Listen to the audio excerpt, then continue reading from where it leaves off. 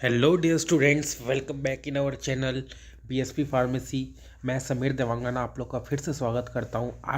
आज हमारा टॉपिक है फर्स्ट सेमेस्टर फार्मास्यूटिक्स का जो लास्ट यूनिट है सेमी सॉलिड डोजेस फॉर्म, उसके बारे में। तो आज हम डिस्कस करेंगे सेमी सॉलिड डोजेस फॉर्म के बारे में। तो देखो, सेमी सॉलिड क्या होता है, नाम से ही हमें यहाँ पर पता चल रहा है कि जो सॉलिड और लिक्विड के बीच की जो स्टेट रहती है उसको बोलेंगे अपन सेमी सॉलिड, यानी आधा सॉलिड बोल सकते हैं, है कि नहीं। सेमी का मतलब हाफ होता है, और डोज का मतलब क्या होता है, जो भी हम ड्रग की डोज दे रहे हैं उसको किस फॉर्म में लेना है उसको डोजेस फॉर्म बोलते हैं।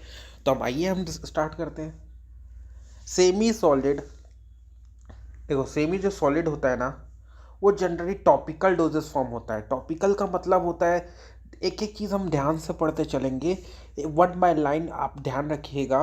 सेमी सॉलिड्स होता है टॉपिकल डोजेस फॉर्म। टॉपिकल का मतलब होता है जो भी हम स्किन में जो आउटर लगाते हैं, है ना, जो आउटर आउटसाइड द बॉडी लगाते हैं, ठीक है, उसको बोलते हैं topical.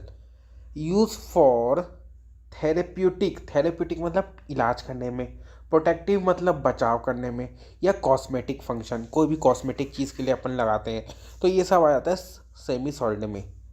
They may be applied to the skin, ये स्किन में भी अप्लाइड करते हैं, और यूज नसाल यानी नाक में भी डाल सकते हैं, वेजाइना में डाल सकते हैं, रेक्टल में डाल सकते हैं।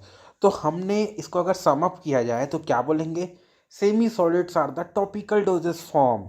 एक टॉपिकल डोजेस फॉर्म है use for the therapeutic, use for the therapeutic, cosmetic and protective and cosmetic function. ठीक है, तो ये हो गया। They may be applied to skin, nasal यानी नाक से, वेजाइना से, या रेक्टली से। अंडरस्टैंड। अब आगे पढ़ते हैं सेमी सॉलिड डोजेस फॉर्म में क्या क्या होता है। एक होता है अपना ऑइंटमेंट, फिर आता है अपना पेस्ट, फिर आता है अपना क्रीम, फिर प्लास्टर्स, फिर जेल्स, फिर रिजिड फोम्स। ये सब आ जाते हैं अपना सेमी सॉलिड डोजेस फॉर्म में। दे कंटेन वन और मोर एक्टिव इंग्रेडिएंट, इनके अंदर एक या एक से ज़्यादा एक्टिव इंग्रेडिएंट्स होते हैं। एक्टिव इंग्रेडिएंट मतलब वो इंग्रेडिएंट जो कि ट्रीटमेंट में काम आ रहे हैं। डिजॉल्व और यूनिफॉर्मली डिस्पर्स्ड इन सुटेबल बेस, ये क्या करते हैं, डिजॉल्व कर दिया, यूनिफॉर्मली डिस्पर्स मतलब मिला लेना, एक तरीके से आप समझ जाइए।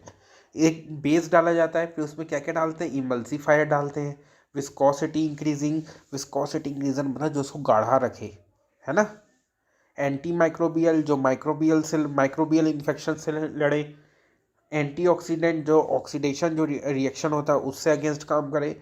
एक होता है स्टेबलाइजिंग एजेंट, स्टेबलाइजिंग का मतलब होता है जो उसको स्टेबल करने में काम आए। तो ये था अपना सेमी सॉलिड डोजेस फॉर्म की definitions.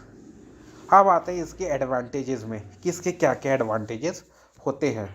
It is use externally use किया जाता है।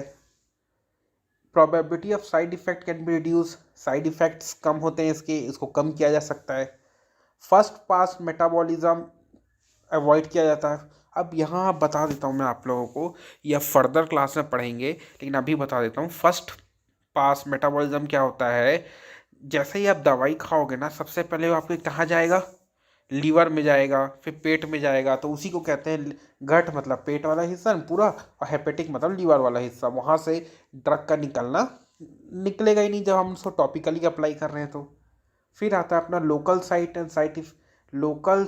And site specific action of drug on infected area, जिस एरिया पे इफेक्टेड है सिर्फ वहीं पे हम लगा सकते हैं। तो ये बहुत बेनिफिट है कि नहीं। अगर आपको कहीं पे घाव हो गया है या कहीं जल गया है, तो वहाँ पर हम क्या ऑइंटमेंट या जेल वगैरह जो भी लगाते हैं, तो सिर्फ उसी एरिया पे लगाते हैं, ऐसा तो नहीं है कि पूरी बॉडी में लगा ले।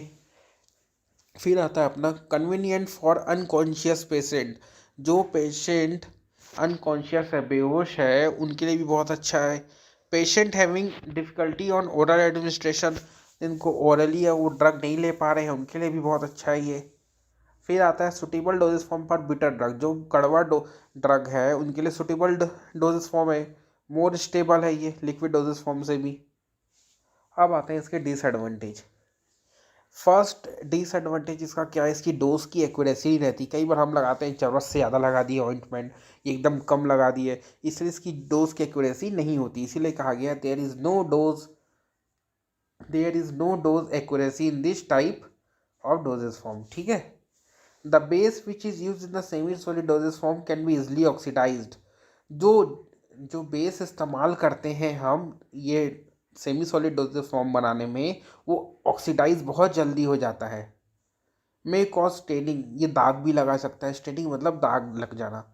दे आर बल्की टू हैंडल, ये बहुत बल्की होता है। Application with finger may cause contamination, application with finger may cause contamination.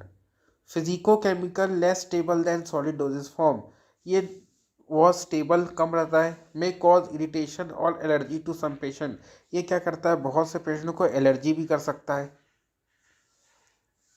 अब आते हैं अपना ideal properties of semi solid. Semi solid की आइडियल प्रॉपर्टीज़ क्या क्या है, कौन कौन सी प्रॉपर्टीज़ होनी चाहिए सेमी सॉलिड के जिससे उसको डोजेस फॉर्म में बदला जा सके। स्मूथ टेक्सचर, उसका जो टेक्सचर होता है बहुत स्मूथ होना चाहिए। एलिगेंट इन अपेयरेंस, सुंदर, अच्छा एलिगेंट मतलब सुंदर दिखना चाहिए। नॉन डिहाइड्रेटिंग, बिल्कुल भी डिहाइड्रेट नहीं होना चाहिए, यानी उसमें से मॉइस्चराइजर बिल्कुल नहीं निकलना चाहिए। नॉन ग्रेटी, ग्रीजी नहीं होना चाहिए। ठीक है। नॉन हाइग्रोस्कोपिक, मतलब ज़्यादा नमी ना सोखने वाला हो। ठीक है। उसके बाद होना चाहिए नॉन इरिटेटिंग होना चाहिए। Do not alter membrane skin function, बिल्कुल भी स्किन को कहीं से भी नुकसान नहीं पहुंचाना चाहिए। Miscible with skin secretion, skin के सिक्रेशन के साथ मिसिबल होना चाहिए, यानी घुल मिल जाना चाहिए। लो सेंसिटाइजेशन, कम सेंसिटिव होना चाहिए। तो इसी तरह के, हाँ, तो ये सब आइडियल प्रॉपर्टीज़ है सेमी सॉलिड का, जिसके वजह से हम ये ध्यान रख सकते हैं कि इसको कैसे अपन उसको सेमी सॉलिड की प्रिपरेशन करें। तो आज हमने क्या क्या जाना कि डेफिनेशन क्या है सेमी सॉलिड डोजेस फॉर्म की, कि सेमी सॉलिड डोजेस फॉर्म क्या होता है। थेरेपेटिक, प्रोटेक्टिव और कॉस्मेटिक फंक्शंस होते हैं जो टॉपिकली लगाया जाता है, कहाँ, स्किन में, नज़ाल में, वेजाइना में और रेक्टली में। तो ये सारी चीज़ें होती हैं हमारे सेमी सॉलिड डोजेस फॉर्म में। फिर आते हैं एडवांटेज, फिर हमने डिस्कस किया इसके डिसएडवांटेज, फिर हमने डिस्कस किया आइडियल प्रॉपर्टीज़। तो इसी टाइप के और वीडियोस को आप हमारे चैनल में देखने के लिए हमारा चैनल सब्सक्राइब कीजिए और हमारा BSP फार्मेसी जो ऐप है उसे डाउनलोड कीजिए। Thank you.